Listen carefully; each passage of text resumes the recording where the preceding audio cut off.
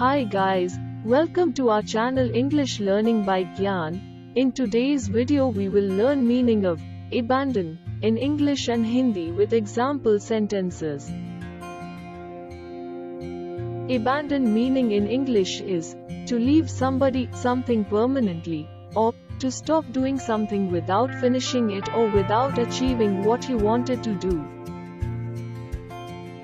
Abandon का हिंदी में अर्थ होता है त्याग देना, छोड़ देना या जाने देना. Example sentences: We had to abandon the car in the snow. हमें कार को बर्फ में छोड़ना पड़ा. He abandoned his hope of becoming a doctor. उन्होंने डॉक्टर बनने की अपनी उम्मीद छोड़ दी. We have to abandon this plan from now. हमें अभी से इस योजना को छोड़ना होगा.